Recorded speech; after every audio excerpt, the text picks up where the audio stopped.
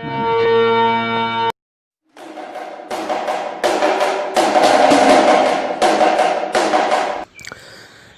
ನೆಚ್ಚಿನ ಗೆಳೆಯರಿಗೂ ರೈತರಿಗೂ ನಮಸ್ಕಾರ. ಓಹೋ ಬಂದ್ಬಿಟ್ಟ ಇವನೊಬ್ಬ.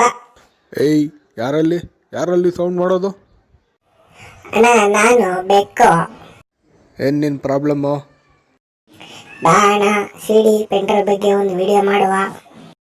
ಹೋಗಲವ್, ನೀನು ಹೇಳಿದೆ ಅಂತ ಹೋದ್ವಾರ ಪಶುಸಂಗೋಪನೆ ಬಗ್ಗೆ ವಿಡಿಯೋ ಮಾಡಿ ಜನ ಇವಾಗ ಕಾಲ್ ಮೇಲೆ ಕಾಲು ಅಂದರೆ ಕಾಲ್ ಮೇಲೆ ಕಾಲಲ್ಲ, ಫೋನ್ ಮೇಲೆ ಫೋನ್ ಮಾಡ್ತಾ ಕೂತವ್ರೆ. ಏನಂತ ಅಣ್ಣ? ಈ ಕ್ರೀಮ್ ಹಾಕಿ ಮುಖ ಬೆಳ್ಳಗಾಯ್ತದೆ, ಈ ಸೋಪ್ ಹಾಕಿ ಮುಖ ಪಳಪಳ ಅಂತ ಉಳಿತದೆ, ಈ ಜ್ಯೂಸ್ ಕುಡೀರಿ ಸಣ್ಣಗಾಯ್ತಾರೆ, ದಪ್ಪಗಾಯ್ತೀರಾ, ಈ ಎಣ್ಣೆ ಹಾಕಿ ತಲೆ ಕೂದಲು ಚೆನ್ನಾಗಿ ಬೆಳೀತದೆ, ಹಿಂಗೆಲ್ಲ ಅಡ್ವರ್ಟೈಸ್ ಮಾಡ್ತಾರಲ್ಲ, ಹಂಗೆ ನಮ್ಮದು ಪಶುಸಂಗೋಪನೆ ಅಡ್ವರ್ಟೈಸ್ ಮಾಡ್ತವ್ರೆ ಅನ್ಕೊಂಡವ್ರೆ ಕಣ್ಲಾ. ಓಹೋ ಹಂಗೆಲ್ಲ ಅಂತವ್ರ? ಹೂ ಕಣ್ಲಾ, ನಾವೇನು ನಮ್ಮ ರೈತರು ಕಷ್ಟಪಟ್ಟು 4-5 ತಿಂಗಳು ಶ್ರಮಪಟ್ಟು ಒಂದು ಬೆಳೆ ತೆಗೆದು ಅದರಿಂದ ಆದಾಯ ಗಳಿಸೋ ಬದಲು ಪಶುಸಂಗೋಪನೆ ಕೂಡ ಮಾಡಿ ತಿಂಗಳಿಗೆ ವಾರಕ್ಕೆ ಅಂತ ಇಂತಿಷ್ಟು ದುಡ್ಡು ಅಂತ ದುಡಿಲಿ ಅಂತ ನಾವೇನೋ ಹೇಳಿದ್ರೆ ಇವಾಗ ನಮಗೆ ಬೈತವ್ರೆಲ್ಲ. ಅಲ್ಲ ಕಣ್ಲಮ್ಮ ದೇಶ, ನಾವೇನು ಸುಳ್ಳು ಹೇಳ್ತಿದ್ದೀವ? ನೀನೇ ಲೆಕ್ಕ ಹಾಕು. ಭಾರತದಲ್ಲಿ 70% ಜನ ಹಳ್ಳಿಗಳಲ್ಲಿ ವಾಸ ಮಾಡ್ತಿರೋದು, ಅದರಲ್ಲಿ 60% ರೈತರೇ ಆಗವ್ರೆ. 1970ರಲ್ಲಿ ವ್ಯವಸಾಯ ಮಾಡೋಕ್ಕೆ ಅಂತ ಪ್ರತಿಯೊಬ್ಬ ಮನುಷ್ಯನಿಗೆ 5-6 ಎಕರೆ ಜಮೀನು ಸಿಗ್ತಿತ್ತು. ಆದರೆ ಇವಾಗ 2 ಎಕರೆ ಆಗ್ಬಿಟ್ಟೈತೆ. ಈ 2 ಎಕರೆ ಹೋಯ್ತಾ 1 ಎಕರೆನೂ ಆಯ್ತದೆ, ಅರ್ಧ ಎಕರೆನೂ ಆಯ್ತದೆ. ಇದಕ್ಕೆಲ್ಲ ಕಾರಣ ಗೊತ್ತೇನಲ್ಲ? ಈ ಇಂಡಸ್ಟ್ರಿಯಲೈಸೇಷನ್ನು, ಜನಸಂಖ್ಯೆ ಸ್ಫೋಟ, ಅರ್ಬನೈಸೇಷನ್ನು ಅಂದರೆ ಗೊತ್ತೇನಲ್ಲ ನಿನಗೆ? ಗೊತ್ತಿದ್ರೆ ಸರಿ ಬಿಡು. ಇನ್ನೊಂದು ವಿಷಯ ಹೇಳ್ತೀನಿ ಕೇಳು. ನಮ್ಮ ದೇಶದಲ್ಲಿ 60% ರೈತರು ಮಳೆ ಮೇಲೆ ಡಿಪೆಂಡ್ ಆಗಿರೋದು ಕಣ್ಲ. ಮೊದಲೆಲ್ಲ ಮಳೆ ಇದ್ದರೆ ಬೆಳೆ ಬಂದರೂ ಮಾರ್ಕೆಟಲ್ಲಿ ಬೆಲೆ ಇಲ್ಲ ಅಂತಿದ್ದು. ಆದರೆ ಇತ್ತೀಚೆಗೆ ಹೆಂಗಾಗ್ಬಿಟ್ಟಿದೆ ಅಂತಂದರೆ ಮಳೆ ಬಂದೇ ಬೆಳೆ ನಾಶವಾಗೋಯ್ತೈತೆ ಕಣ್ಲ. ಹೋದ ವರ್ಷ ಹಿಂಗೆ ಮಳೆ ಜಾಸ್ತಿಯಾಗಿ ಅತಿವೃಷ್ಟಿಯಾಗಿ 64 ಲಕ್ಷ ಹೆಕ್ಟೇರ್ ನಾಶ ಆಗೋಯ್ತು. ಹಾಗೆ ಮಳೆ ಬರದೆ ಬರಗಾಲ ಆಗಿ 7 ಲಕ್ಷ ಹೆಕ್ಟೇರ್ ನಾಶ ಆಗೋಯ್ತು. ಹಿಂಗೆ ಮಳೆ ನಂಬ್ಕೊಂಡ್ರೆ ಬೇಸಾಯ ಮಾಡೋಕ್ಕಾಗಲ್ಲ ಅಂತ ನಮ್ಮ ರೈತರು ಬೋರ್ವೆಲ್ ಕೊರ್ಸೋರಪ್ಪ. ಮೊನ್ನೆ ಈ ಇಸ್ರೋದವ್ರು ಗೊತ್ತಲ್ಲ ನಿನಗೆ, ಅವ್ರನ್ನ ಡಾಟಾ ಬಿಡುಗಡೆ ಮಾಡಿದ್ರಪ್ಪ. 60% ಅಷ್ಟು ನಮ್ಮ ದೇಶದಲ್ಲಿರೋಂಥ ಅಂತರ್ಜಲ ಕುಗ್ಗೋಗಿದೆಯಂತೆ. ಮುಂದೆ ಏನು ಮಾಡೋದು ಏನೋ. ಅದ್ಯಾಕಣ್ಣ ಹಂಗಂತೀಯ? ಗಿಡ ನೆಡಿ ಅಂತ ಹೇಳ್ತಿಲ್ವಾ? ಗಿಡ ನೆಟ್ಟರೆ ಮಳೆನೂ ಚೆನ್ನಾಗಿ ಬರ್ತದೆ, ಅಂತರ್ಜಲನೂ ಉತ್ಪತ್ತಿ ಆಯ್ತದೆ. ಆಯಿತು ಕಣಣ್ಣ, ಸಮಾಧಾನ.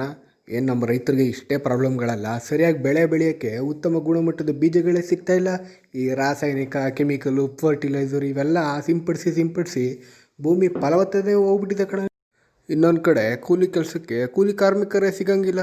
ಇನ್ನು ಈ ಬ್ಯಾಂಕ್ನವ್ರಂತೂ ಕೇಳಲೇಬೇಡ. ಕಾರ್ ತಗೊಳ್ಳೋಕ್ಕೆ, ಮನೆ ಕಟ್ಟೋಕ್ಕೆ ಸಾಲ ಕೊಡ್ತಾರೆ ಹೊರ್ತು ಬೆಳೆ ಬೆಳಿತೀವಿ ಅಂದರೆ ಸಾಲನೇ ಕೊಡಲ್ಲ. ಹೇಳೋಣ. ಇನ್ನೇನೆಲ್ಲ ಹೇಳೋದು? ಒಂದು ದಿನದಲ್ಲಿ 28 ಜನ ರೈತರು ಸಾಯ್ತವ್ರೆ. ಇಡೀ ವರ್ಷದಲ್ಲಿ ಕಡಿಮೆ ಅಂದರೂ 10,000-11,000 ಜನಕ್ಕಂಟ ರೈತರು ಸೂಸೈಡ್ ಮಾಡ್ಕೊಂಡು ಸಾಯ್ತಾ ಇದ್ದಾರೆ. ಕಷ್ಟಪಟ್ಟು ಬೆಳೆ ಬೆಳೆದು ಬಿಡ್ತೀವಪ್ಪ. ಬೆಳೆ ಬೆಳೆದಾದ್ಮೇಲೆ ಮಾರ್ಕೆಟಿಗೆ ತಗೊಂಡೋಗಿ ಮಾರೋಣ ಅಂತಂದರೆ ಈ ಟೊಮೊಟೊ ರೇಟು ಒಂದು ವಾರ 10 ರೂಪಾಯಿ ಇರುತ್ತೆ, ಇನ್ನೊಂದು ವಾರ 20 ರೂಪಾಯಿ ಇರುತ್ತೆ, ಇನ್ನೊಂದು ದಿನ 2 ರೂಪಾಯಿ ಇರುತ್ತೆ kg. ಏನು ಹೇಳೋದು ಗುರು ಮಾರ್ಕೆಟ್ ಬಗ್ಗೆ? ಇವುಗಳ ಜೊತೆ ಇಡೀ ದೇಶಕ್ಕೆ ತೊಂದರೆ ಆಗಿರೋಂಥದ್ದು ಅಂದರೆ ಅಪೌಷ್ಟಿಕತೆ. 14% ಅಷ್ಟು ಭಾರತೀಯರಲ್ಲಿ ಅಪೌಷ್ಟಿಕತೆ ಕಾಣಿಸ್ತಿದೆ. ಅದರಲ್ಲೂ 34% ಅಷ್ಟು ಮಕ್ಕಳುಗಳಲ್ಲಿ ಅಪೌಷ್ಟಿಕತೆ ತೊಂದರೆಯಿಂದ ಬೆಳವಣಿಗೆಯಲ್ಲಿ ಏರ್ಪೇರ್ ಕಾಣಿಸ್ತಿದೆ. ಜೊತೆಗೆ ನಿರುದ್ಯೋಗ ಸಮಸ್ಯೆ ಬೇರೆ. ಏನಿಲ್ಲ ಅಂತಂದ್ರೂ 8-10%. ಇಂಥವಕ್ಕೆಲ್ಲ ರಾಮಬಾಣವಾಗಿರೋಂಥ ನಮ್ಮ ಪಶುಸಂಗೋಪನೆ ಬಗ್ಗೆ ಏನೋ ಒಂದಿಷ್ಟು ಮಾಹಿತಿಯನ್ನು ಹೇಳಿದ್ರೆ ನಾವು ನಮಗೆ ಬೈತವ್ರೆ ಕಣ್ಲ ಎಲ್ಲ. ಪಶುಸಂಗೋಪನೆ ಇವೆಲ್ಲ ಸಮಸ್ಯೆಗಳಿಗೆ ರಾಮಬಾಣ. ದೇಶ ಈ ಹಾಲು, ಮೊಟ್ಟೆ, ಮಾಂಸ ಇವುಗಳನ್ನ ಮಾರೋದ್ರಿಂದ ನಿನಗೊಂದು ಆದಾಯ ಸಿಗುತ್ತಾ? ಗೊಬ್ಬರದಿಂದ ಭೂಮಿಯ ಫಲವತ್ತತೆ ಹೆಚ್ಚುತ್ತಾ? ನಿನಗೆ ಕೆಲಸ ಸಿಗೋದಲ್ಲದೆ ಇನ್ನೂ 4 ಜನಕ್ಕೆ ನೀನು ಕೆಲಸ ಕೊಡ್ಬೋದಲ್ಲ. ಕಡಿಮೆ ದುಡ್ಡಿನಲ್ಲಿ ಉತ್ತಮ ಗುಣಮಟ್ಟದ ಪ್ರೋಟೀನ್ ಭರಿತ ಆಹಾರವನ್ನು ಜನಕ್ಕೆ ನೀಡೋದಂಗಾಗಲ್ವಾ? ಮೇಲಾಗಿ ಆರ್ಥಿಕವಾಗಿ ಮಹಿಳೆಯರನ್ನ ಸಬಲೀಕರಣ ಮಾಡ್ದಂಗಾಗಲ್ವಾ? ಎಲ್ಲ ಉಪಯೋಗ ಇರೋ ಪಶುಸಂಗೋಪನೆ ರೈತರ ಅನೇಕ ಸಮಸ್ಯೆಗಳಿಗೆ ಪರಿಹಾರ ಆಗುತ್ತೆ ಅಂತ ಪಶುಸಂಗೋಪನೆಯನ್ನು ಮುಖ್ಯ ಕಸುಬಿನ ಜೊತೆ ಉಪಕಸುಬನಾಗಿ ಆಯ್ದುಕೊಳ್ಳಿ ಅಂತ ನಾವು ಹೇಳಿದ್ರೆ ನಮಗೆ ಬೈತವ್ರೆ ಎಲ್ಲ. ಇವೆಲ್ಲ ನನಗೇನು ಗೊತ್ತಿಲ್ಲ ಅನ್ಕೊಂಡಿದ್ಯಾ? ನನಗೂ ಗೊತ್ತಿತ್ತು. ನಿನಗೆ ಗೊತ್ತಿದ್ಯೋ ಇಲ್ವಾ ಅಂತ ಪರೀಕ್ಷೆ ಮಾಡ್ತಿದ್ದೆ. ಹೋಗ್. ಈ ವಿಡಿಯೋ ವೀಕ್ಷಿಸಿದ ಎಲ್ಲ ಗೆಳೆಯರಿಗೂ ಧನ್ಯವಾದಗಳು. ಕಡೆಯದಾಗಿ ಒಂದು ಪ್ರಶ್ನೆ, ಮಧ್ಯವರ್ತಿಗಳು ಯಾರು? ಮಧ್ಯವರ್ತಿಗಳ ಪಾತ್ರ ಕೃಷಿಯಲ್ಲೇನು? ಅವರಿಂದ ಆಗುವಂಥ ಅನುಕೂಲತೆಗಳೇನು? ಅವರಿಂದ ಆಗುವಂಥ ಅನಾನುಕೂಲತೆಗಳು? ಇದನ್ನು ಸರಿಯಾಗಿ ವಿವರಿಸಿದ ಗೆಳೆಯರಿಗೆ we have got very special surprise. Thank you.